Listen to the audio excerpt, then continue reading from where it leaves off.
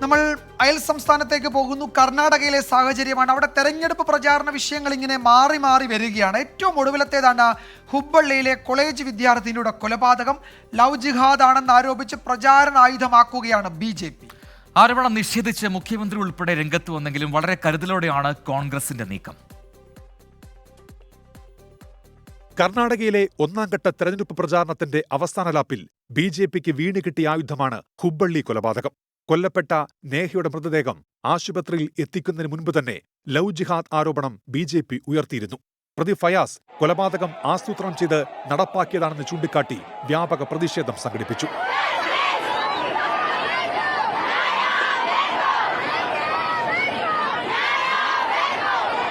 BJP സംസ്ഥാന president BY വിജയേന്ദ്രയും പിന്നാലെ ഹുബ്ബള്ളിയിൽ പ്രചാരണ പരിപാടിക്കെത്തിയ ദേശീയ അധ്യക്ഷൻ JP നദ്ദയും നേഹയുടെ കുടുംബത്തെ സന്ദർശിച്ചു. കേസ് CBI അന്വേഷിക്കണമെന്ന് കൊല്ലപ്പെട്ട നേഹയുടെ പിതാവ് ആവശ്യപ്പെട്ടു. കോൺഗ്രസ് പ്രാദേശിക നേതാവ് കൂടിയായ പിതാവിന്റെ പ്രതികരണം BJP പ്രചാരണത്തിന് ശക്തി പകർന്നു. मेरा केस उसको उल्टा करने का देख रहे हैं, तो इसके लिए मैं चाहता हूं या आपसे नहीं होता है तो CBI को दो. मैं किसको मांग करना?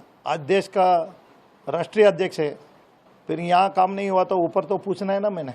തെരഞ്ഞെടുപ്പ് കാലത്തെ നീക്കത്തെ കരുതലോടെയാണ് കോൺഗ്രസ് പ്രതിരോധിക്കുന്നത്. ലവ് ജിഹാദ് ആരോപണം മുഖ്യമന്ത്രി സിദ്ധരാമയ്യ നിഷേധിച്ചെങ്കിലും കൂടുതൽ പ്രതികരണങ്ങൾക്ക് നേതാക്കൾ തയ്യാറായിട്ടില്ല.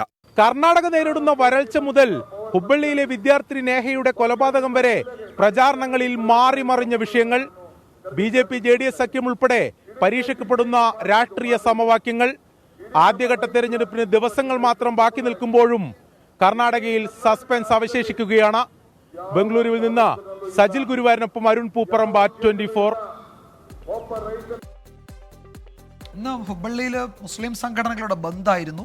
BJPയുടെ പ്രതിഷേധം ഉണ്ടായിരുന്നു. അങ്ങനെ ആ വിഷയം തെരഞ്ഞെടുപ്പിന്റെ ഒരു പ്രധാനപ്പെട്ട ഘട്ടത്തിൽ വലിയ ചർച്ചയാകുന്നുണ്ട് എന്നാണ് നമ്മളുടെ അയൽപക്കത്ത് നിന്ന് വരുന്ന റിപ്പോർട്ടുകൾ.